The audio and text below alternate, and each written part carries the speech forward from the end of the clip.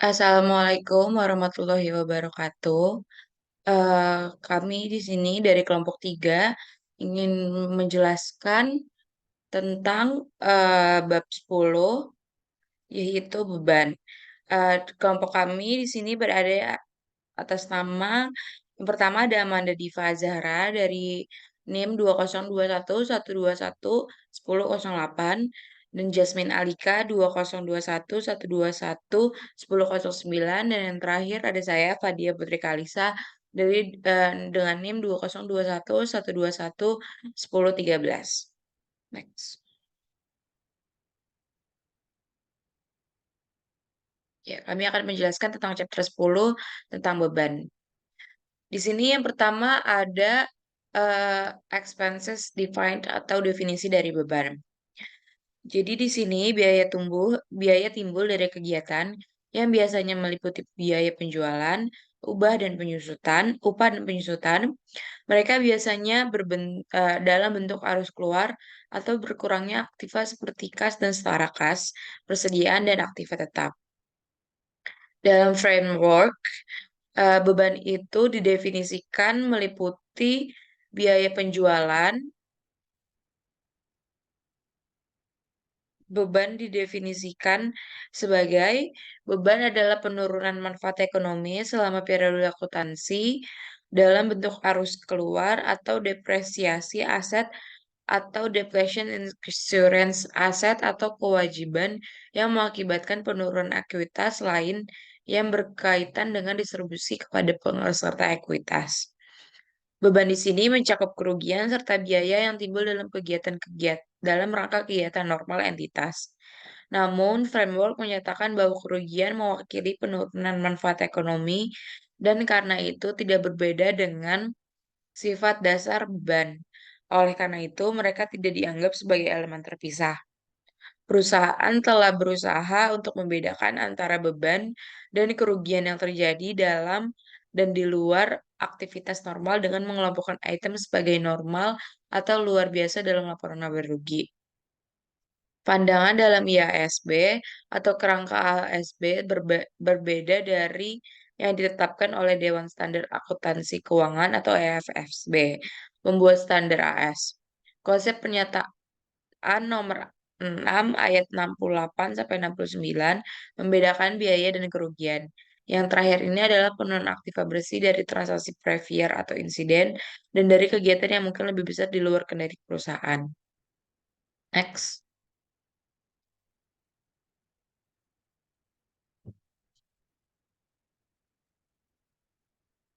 Jadi di sini ada change in asset liability. Framework menyatakan bahwa terjadinya suatu expense akan berdampak terhadap penurunan nilai dari satu aset maupun peningkatan nilai dari suatu liabilitas.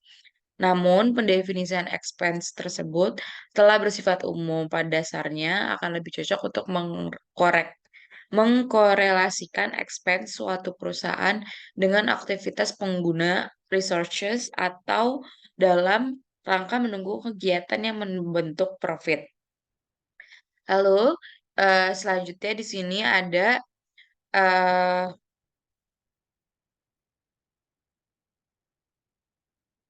jadi di sini ada prinsip yang harus diingatkan dalam mendefinisikan expense adalah no cost, no expense. Yakni ketika kita sebagai entitas sedang mengeluarkan biaya dalam memperoleh suatu manfaat, maka kita perlu mengakui adanya expense dari manfaat yang kita peroleh. Terkadang expense didefinisikan juga sebagai expired cost. Next.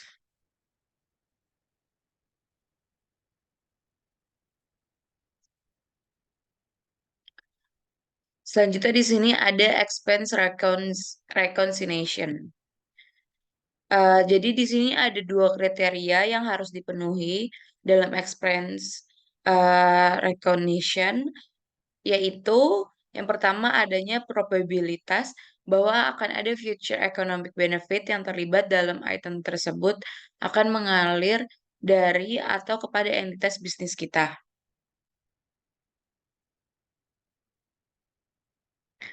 Jadi expense dikatakan probable karena pada umumnya kita berada di lingkungan yang penuh dengan uncertainty. Untuk memastikan probabilitas tersebut, maka kita harus membuat degree of uncertainty. Jadi degree of uncertainty ini uncentral uncertainty ini juga harus memenuhi karakteristik prudence atau kehati-hatian dalam menetapkan degree probabilitas dalam melakukan judgement yang dibutuhkan dalam mengestimasi keadaan yang kondisinya uncertain dan naturally atau free from bias. Lalu kriteria yang kedua itu ada item tersebut harus memiliki cost atau value yang dapat diukur secara reliable. Maksudnya di sini pengukuran yang reliable maksudnya adalah ketika pengukuran membutuhkan estimasi, maka harus ada bukti yang cukup untuk mendukung validitas dari estimasi tersebut. Misalnya, untuk mengakui suatu item sebagai expense, maka bukti yang valid adalah adanya penurunan pada nilai suatu aset, kenaikan nilai liabilitas.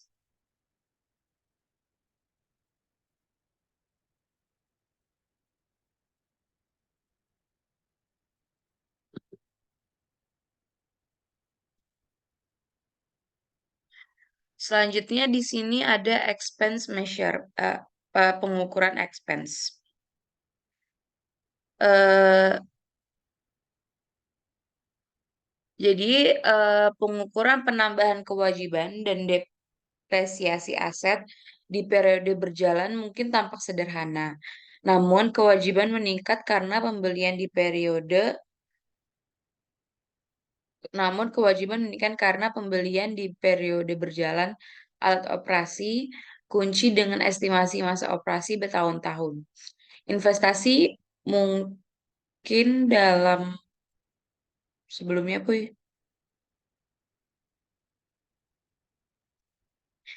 Investasi mungkin dalam periode berjalan pada ternak yang tidak akan mencapai kematangan dan selanjutnya menghasilkan pendapatan selama beberapa tahun. Ini berarti bahwa dalam menentukan beban dalam periode sejumlah keputusan harus dibuat, bagaimana biaya harus dialokasikan ke periode yang akan datang dari pendapat yang dihasilkan. Jadi di sini ada beberapa standar. eh, jadi yang pertama di sini ada pengukuran beban. Yang pertama itu ada beberapa standar akuntansi yang menyediakan petunjuk pada persoalan, namun menawarkan beberapa metode dari beban dan proporsionalan pendapatan. Jadi di sini ada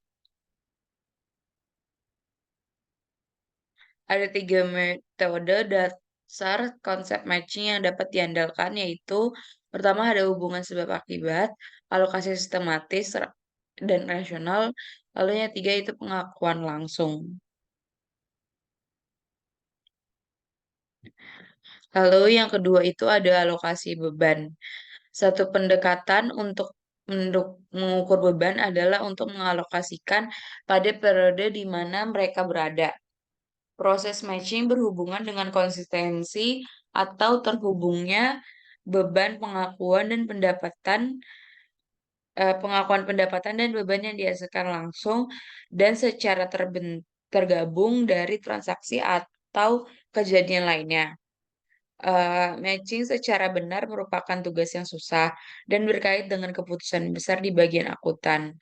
Akuntan tersebut harus mengidentifikasikan aset yang mana akan terpakai dan jumlah yang harus dihapus terhadap pendapatan untuk suatu periode. Konsep matching adalah kepentingan yang kritis di dalam akuntansi historical cost. Hal tersebut menyediakan petunjuk para akuntan dalam memutuskan biaya yang mana seharusnya dibebankan dan dimatchkan terhadap revenue untuk periode tersebut, dan biaya yang mana dianggap masih berlaku untuk mengatasi masalah-masalah yang terlibat dengan menentukan dan mengukur biaya yang dibebankan dan di-carried forward terhadap 3 metode dasar dari matching secara umum, yaitu yang pertama ada associating cause and effect, lalu yang kedua ada systematic and rational allocation, lalu yang ketiga ada immediate reconciliation. Lalu selanjutnya pada expense measurement itu ada, yang ketiga ada associating cause and effect. Jadi akuntan di sini memutuskan di mana beberapa barang dan jasa digunakan harus memiliki pertolongan dalam pembuatan pendapatan pada suatu periode. Pendapatan dari produk tersebut biasanya berhubungan dengan biaya dari produk yang dijual. Tidak adanya biaya dari suatu penjualan jika tidak adanya pendapatan. Jadi contohnya ini adalah long term contracts. Jadi akuntan tidak secara langsung menghubungkan biaya dengan pendapatan, namun menyamakan dengan biaya interval waktu. Lalu yang keempat itu ada systematic and allocation procedure. Pengasosiasian cause and effect tidak dapat digunakan untuk semua beban. Ketika dapat diterapkan, terdapat suatu alternatif untuk menggunakan sistematik dan prosedur alokasi rasional. Proses matching dimulai dengan pengasosiasian beban dengan beberapa segmen waktu. IAS 16, IAS 16 atau AASB 16 PPE menerjemahkan depresiasi sebagai alokasi sistematis dari jumlah yang dapat didepresiasi dari suatu aset pada umur penggunanya. Depresiasi adalah fenomena yang terjadi dalam beban yang dicatat adalah refleks keuangan. Depresiasi merupakan penurunan dalam nilai suatu aset. Penurunan nilai biasanya dikarenakan penurunan harga nilai pasar. Penurunan tersebut dapat didasarkan karena faktor fisik dan ekonomis. Alokasi biaya adalah konsep matching yang menjunjung terhadap prosedur yang bervariasi. Ide ini adalah untuk menemukan beberapa metode yang kurang lebih berhubungan dengan partner dari jasa atau benefit yang disediakan oleh aset untuk periode di masa depan. Di sini juga terdapat 3 bentuk share-based payment, yaitu equity share-based payment, cash settled share-based payment, dan other transaction. Lalu yang kelima di sini ada alokasi sistematis dan rasional. Sesuai prinsip penandingan atau matching prinsip, beban untuk suatu periode ditentukan dengan mengaitkan dengan pendapatan tertentu atau dengan periode tertentu. Beban diakui jika terdapat hubungan langsung atau sebab akibat dengan penjualan produk atau penyerahan jasa yang kedua ketika pada periode terjadinya, yakni pada saat kas dikeluarkan jika tidak terdapat hubungan langsung atau sebab akibat dengan penjualan produk atau jasa. Namun, jika dua syarat itu tidak terpenuhi, maka prosedur alokasi yang disistematis dan rasional digunakan. Tujuannya itu adalah untuk mengalokasikan biaya kepada periode-periode yang menerima manfaat untuk dikonsumsi atau kadaluarsa. Jadi secara umum depresiasi dapat dilihat sebagai fenomena nyata yang terjadi di mana pencatatan sebagai beban adalah efek moneternya. Secara umum, akuntan melihat depresiasi sebagai penurunan nilai aset yang biasanya juga berarti penurunan harga pasar yang dikarenakan yang pertama itu ada faktor fisik seperti kausan dan penurunan daya guna karena pemakaian, dan yang faktor kedua itu adalah faktor ekonomi, misalnya keusangan. Akan tetapi pemakaian dan keusangan ini tidak dapat diukur dengan normal dan tidak ada jejak hubungan antara alokasi dengan pendapatan atau periode pembedaan penyusutan. Penyusutannya karena didefinisikan sebagai suatu alokasi rasional dan sistematis atas biaya periode-periode aset yang dianggap dipakai. Lalu next,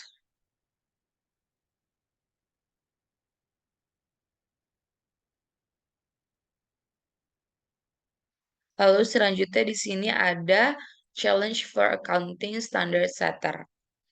Jadi di sini yang pertama adalah matching, yaitu bunyi dari theoretical framework untuk financial statement dapat berarti bahwa antara balance sheet atau statement dari financial position dan income statement mepresentasikan informasi dengan karakteristik dari kerelevansian dan representational faithfulness. Framework di sini bertugas untuk menyediakan definisi dan kriteria pengakuan untuk meningkatkan konsistensi antar standar. Ditambah lagi, secara spesifik, framework mengungkapkan bahwa konsep matching tidak seharusnya diaplikasikan pada salah satu cara untuk mengizinkan pengakuan terhadap items pada balance sheets yang bertemu dengan definisi dari aset dan liability. Kalau yang kedua ini di sini ada konservasi. Jadi konsep matching ini membutuhkan penilaian yang baik dari keputusan dalam menentukan apakah nilai dari biaya dapat dijalankan untuk masa depan atau pada periode ini. Hal ini sangat penting untuk permintaan akuntan terhadap bukti objektif untuk pengakuan dari revenue.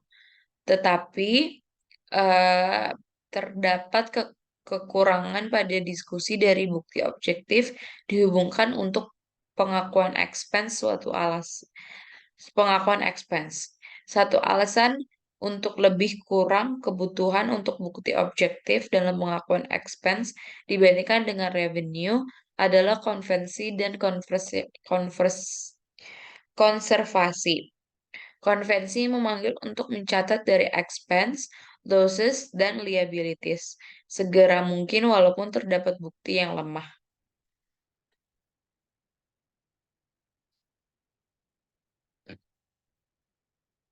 Selanjutnya akan dijelaskan oleh Amanda Diva.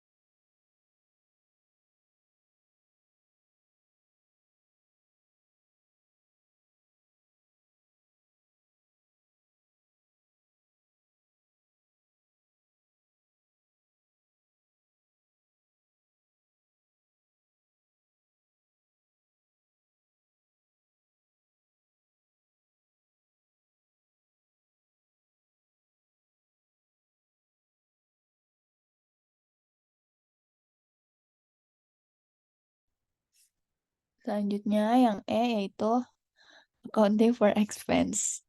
Pada tahun 2000, Public Oversight Board Panel menemukan terdapat 7 kesalahan pengungkapan transaksi dan expense merupakan akun yang menempati peringkat kedua setelah revenue.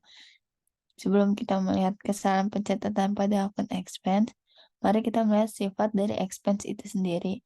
Expense menurut Financial Accounting Standard Board atau FASB didefinisikan sebagai arus keluar dari penggunaan aset dan liabilities atau keduanya selama sebuah periode dari pengiriman atau produksi barang atau menyajikan servis, atau bisa dikatakan bahwa expense adalah bentuk pengorbanan untuk mendapatkan revenue di mana pengorbanan tersebut tidak mempunyai future benefit. Bentuk pengorbanan ini berupa pengeluaran kas seperti pembayaran tagihan listrik bulanan atau perjanjian akan membayar hutang dari produk yang telah dibeli. Seorang akuntan di sini haruslah dapat mendefinisikan mana pengorbanan yang memiliki future benefit atau yang tidak, seperti pembelian peralatan di mana terdapat dua hal, yakni jika peralatan tersebut masih mempunyai future benefit, seorang akuntan tidaklah harus mencatatnya sebagai expense. Tetapi berbeda pula ketika peralatan tersebut sudah tidak mempunyai future benefit, sehingga akuntan tersebut haruslah mencatatnya sebagai expense. Pada beberapa kasus di mana terdapat pengorbanan yang memiliki manfaat untuk kedepannya, sehingga akuntan haruslah membagi porsi dari pengorbanan tersebut dan kemudian menunda nilai tersebut untuk periode berikutnya. Next.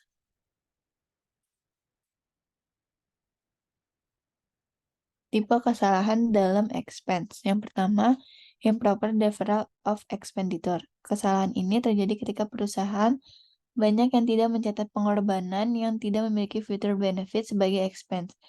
Kesalahan yang sering terjadi yakni pada perhitungan operating expense. Operating expense terdiri dari 3 kategori, yakni selling, general and administrative, terus research and development. Pengecualian untuk beberapa kasus di mana seperti advertising expense yang punya future benefit untuk penjualan kepada konsumen. Hal ini dapat disikapi yakni dengan melihat tingkatan dari future benefit yang perusahaan akan terima. Terdapat situasi di mana advertising expense dapat ditunda seperti A. Ketika advertising terjadi diperuntukkan untuk mendapatkan penjualan kepada konsumen. B. Biaya yang ditimbulkan kita lihat dapat memberikan manfaat. Berdasarkan SOP 93-7, di mana penundaan advertising cost harus mengikuti recoverability test. Terus yang kedua itu impairment not recognized. Kesalahan yang terjadi yang berikutnya untuk expense adalah tidak dicatatnya sebagai expense untuk impairment ketika impairment loss terjadi. Hal ini menimbulkan nilai overstate pada aset tersebut yang ternyata pengorbanan yang perusahaan ketika membeli aset tersebut di mana pengorbanan tersebut tidak memiliki future benefit lagi. Terus yang ketiga, netting and camouflaging expense. Hal ini terjadi ketika nilai expense salah diklasifikasikan, sehingga expense tidak secara eksplisit tertera dalam pengurang income statement, tetapi langsung atau tidak terlihat dalam income statement, di mana langsung mengurangi gain yang didapat sehingga gain tersebut kecil dengan expense yang kecil pula. Terus, next.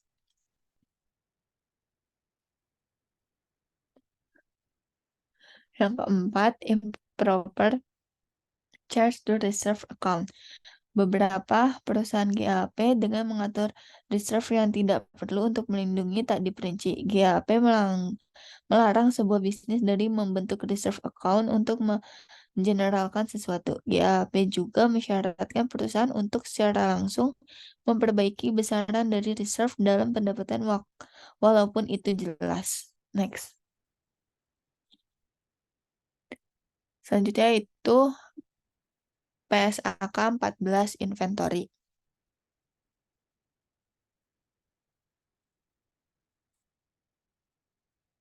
Semua persediaan kecuali 1. Instrumen keuangan PSAK 50 dan 71. 2. Aset biologis yang terkait aktivitas agrikultur dan produk agrikultur pada titik panen PSAK 69. Tidak termasuk pengukuran persediaan yang dikuasai oleh satu produsen agrikultur dan kehutanan produk agrikultur setelah panen mineral dan produk mineral diukur dengan nilai realisasi neto atau NRV dan perubahan nilainya langsung masuk laba rugi. Jika dijamin dengan forward kontrak pemerintah, pasar aktif dengan resiko kegagalan untuk menjual dapat diabaikan. Yang kedua, pialang pedagang komoditi diukur dengan nilai wajar atau fair value dikurangi biaya untuk menjual dan perubahan nilainya langsung masuk laba rugi, dijual dalam waktu dekat dan memperoleh laba dari fluktuasi harga. Next.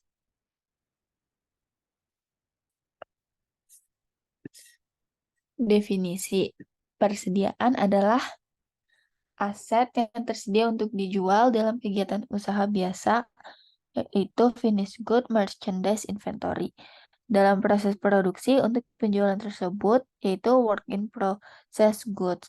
Terus dalam bentuk bahan baku atau bahan pendukung untuk digunakan dalam proses produksi atau pemberian jasa, yaitu raw material. Next.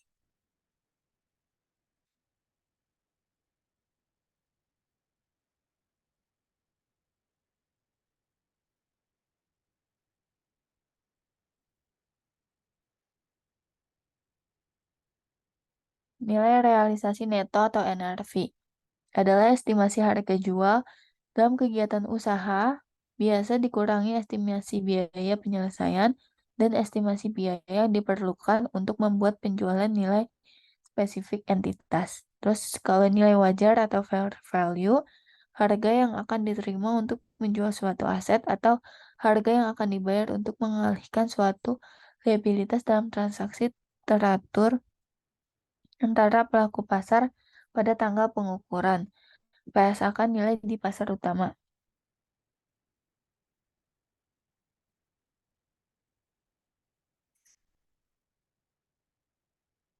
Next.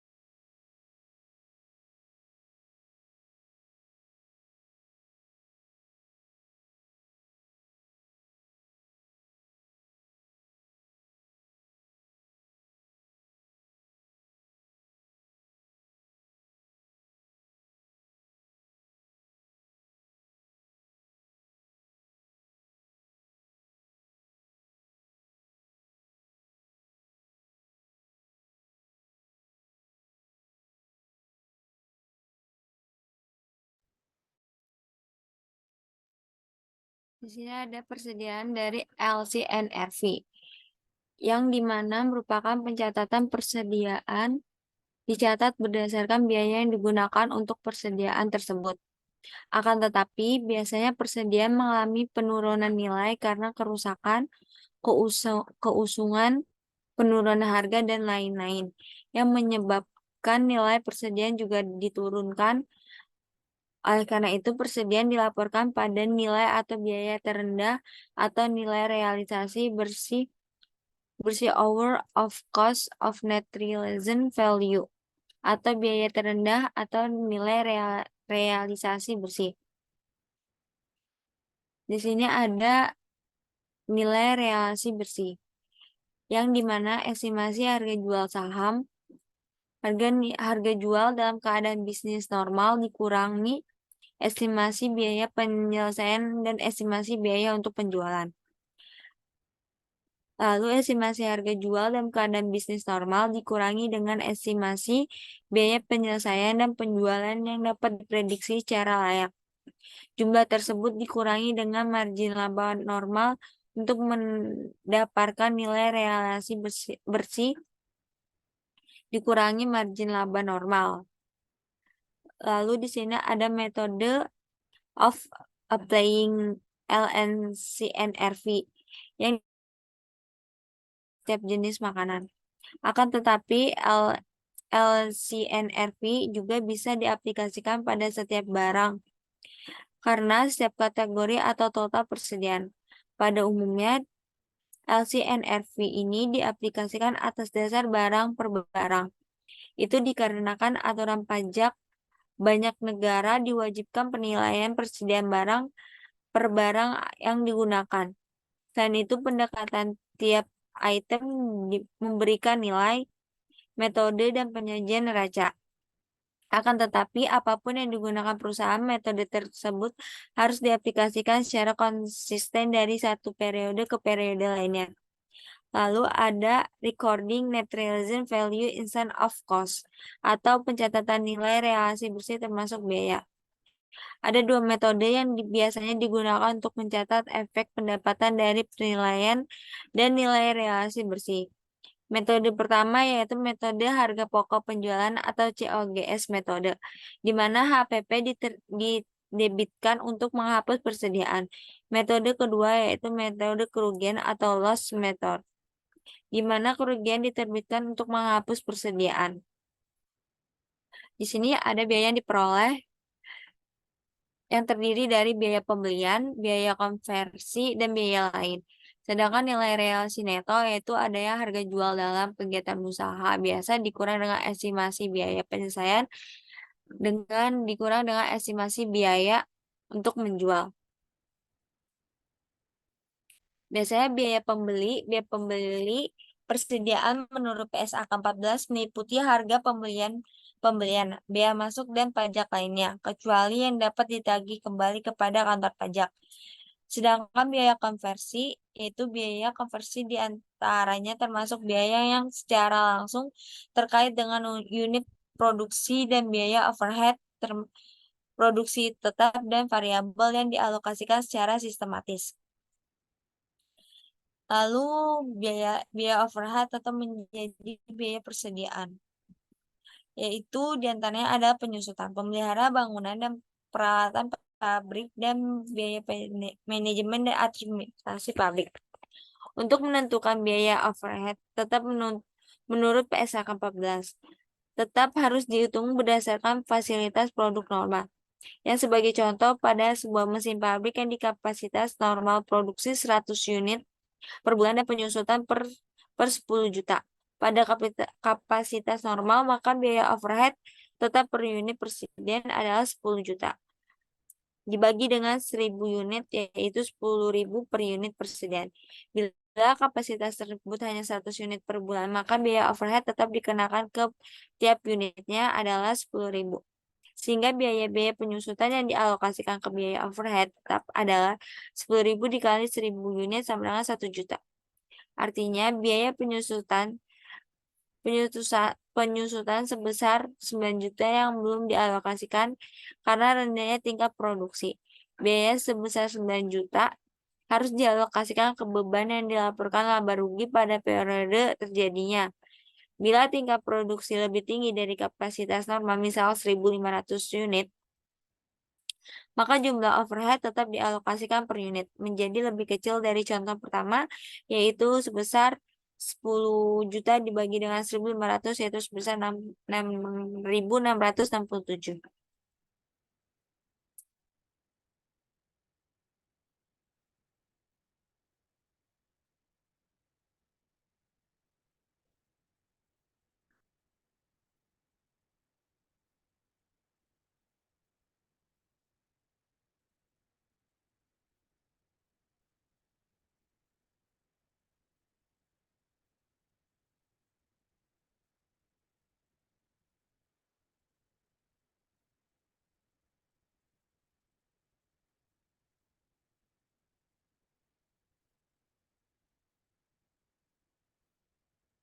Di sini ada pengukuran, yaitu ada yang biaya pembelian, di mana harga beli, biaya impor, pajak lain, selain yang dapat dikreditkan, biaya angkutan, biaya penanganan, biaya lain yang secara langsung dapat diatribusikan pada perolehan persediaan dipotong dari diskon. Biaya biaya konversi, yaitu tenaga kerja langsung, fixed berdasarkan kapasitas normal, dan variable overhead cost. Sedangkan biaya lain yaitu biaya yang timbul sampai persediaan berada dalam kondisi yang dan alokasi saat ini. Pada teknik pengukuran biaya, PS akan memberikan beberapa pilihan untuk memudahkan perhitungan biaya persediaan, dengan syarat hasilnya mendekati biaya sebenarnya. Pengukuran biaya persediaan menurut PSAK 14 dapat dilakukan dengan dua metode, yaitu yang pertama, metode biaya standar, yaitu menghitung nilai persediaan dengan menggunakan komponen tingkat kapasitas normal, penggunaan bahan, peralatan, tenaga kerja, efisiensi, dan utilitas kapasitas, dan yang kedua yaitu metode eceran atau retail. Dapat digunakan untuk perusahaan perdagangan eceran untuk mengukur jumlah persediaannya. Metode eceran ini menghitung nilai persediaan untuk setiap kelompok produksi yang mempunyai margin keuntungan yang sama dengan cara menggunakan persentase tertentu dari nilai penjualan.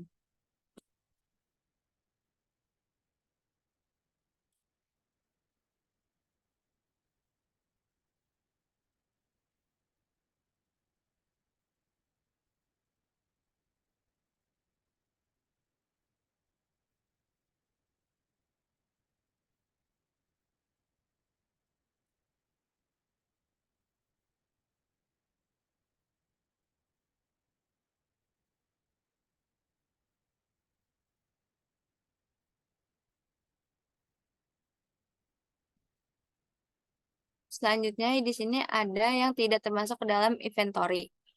Yang pertama ada limbah yang tidak normal, yang kedua ada biaya penyimpangan, yang ketiga ada biaya umum dan administrasi yang tidak berhubungan dengan produksi, yang keempat ada biaya penjualan, yang kelima ada selisih kurs timbul langsung pada saat ini, yang keenam ada akuisisi, yang ketujuh ada persediaan yang ditagih dalam mata uang asing, yang kedelapan ada biaya bunga bila persediaan dibeli dengan ditangguhkan, yang terakhir ada jangka waktu yang penyelesaian.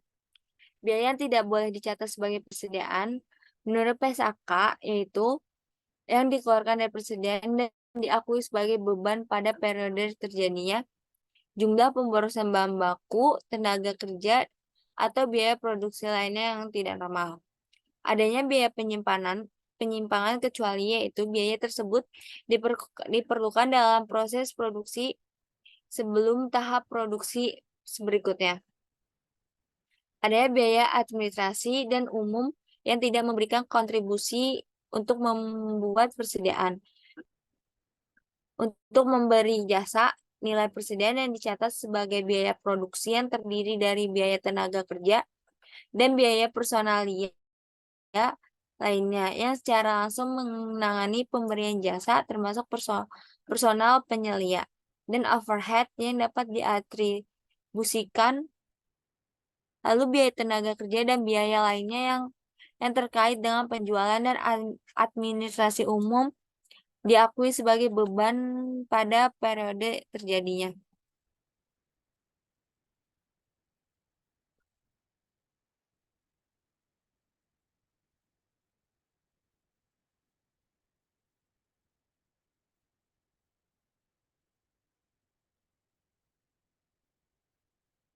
Di sini ada pengukuran dari cost. Yaitu tidak bisa dapat dipertukarkan seperti spesifik identifikasi pengukuran. Bisa dapat dipertukarkan seperti FIFO atau wages average. Rumus biaya yang sama untuk persediaan yang memiliki sifat dan kegunaan yang sama. Teknik pengukuran biaya yang lain yaitu metode standar cost dengan retail dapat digunakan jika hasil mendekati biaya.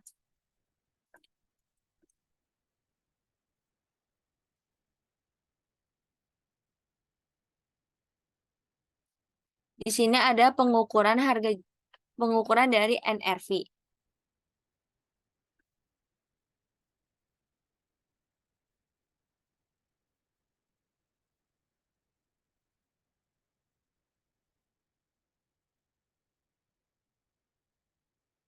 NRV merupakan total kas yang diekspektasikan akan diperoleh perusahaan suatu penjualan sesuai penjualan suatu barang. Nilainya sudah dikurangi biaya pelepasan yang sebagaimana rumusnya NRV sama dengan nilai penjualan dikurang dengan biaya pelepasan. NRV juga berfungsi memprediksi nilai persediaan pada akhir tahun dan jumlah piutang. Setiap akhir tahun, perusahaan membuat laporan laba rugi, menyampaikan hasil laba rugi, dan neraca untuk menyampaikan nilai realisasi bersih.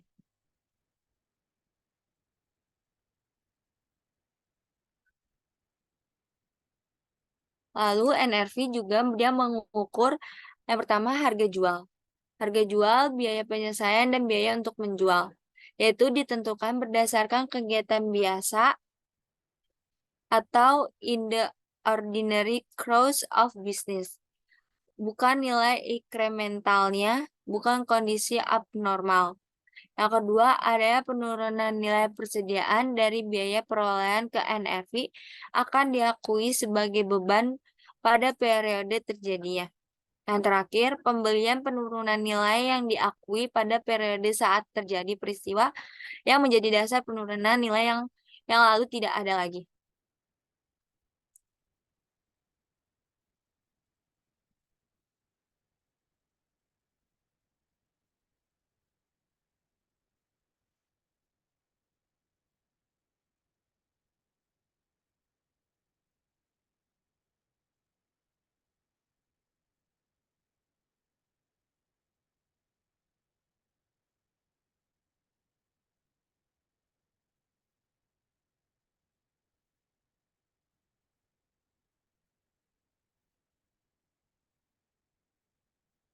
Di sini ada nilai realisasi neto.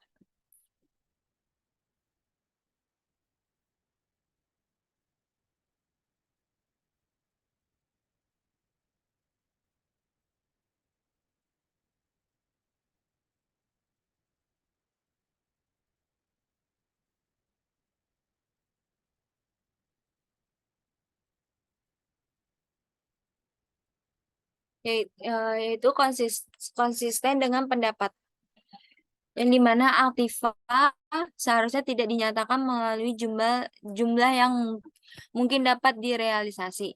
Yang kedua, nilai realisasi neto merupakan estimasi harga jual dalam kegiatan usaha biasa. Dikurangi estimasi biaya penyelesaian dan estimasi biaya yang diperlukan untuk membuat penjualan.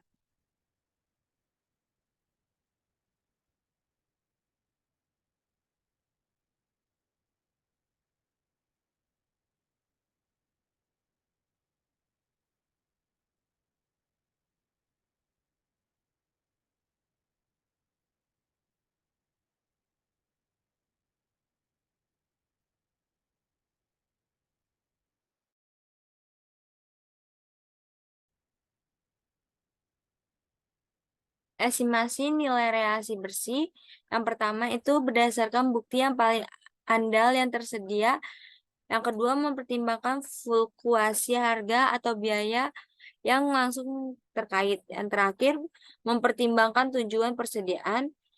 Lalu adanya nilai relasi bersih yang terdiri dari biaya ganti atau replenishment cost. Yang terakhir adanya harga jual dikurangi dengan biaya yang melakukan penjualan. Untuk teknik pengukuran biaya, yang pertama teknik pengukuran biaya itu standar eceran laba kotor. Dapat digunakan jika hasilnya mendekati biaya. Biaya standar harus direview. Lalu metode ecer, industri ecer jumlah besar item yang berubah dengan cepat dan memiliki margin yang sama di mana tidak praktis untuk digunakan metode lainnya.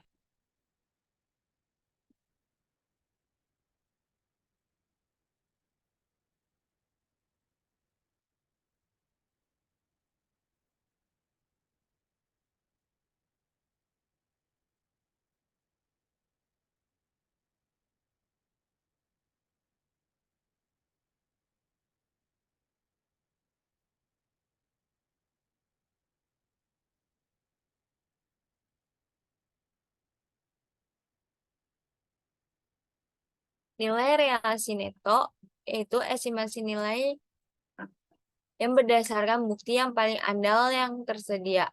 Lalu yang kedua mempertimbangkan fluktuasi harga atau biaya yang langsung terkait. Yang ketiga mempertimbangkan tujuan persediaan. Nilai relasi bersih yaitu biaya ganti atau replenishment cost. Yang terakhir harga jual dikurangi dengan biaya untuk melakukan penjualan.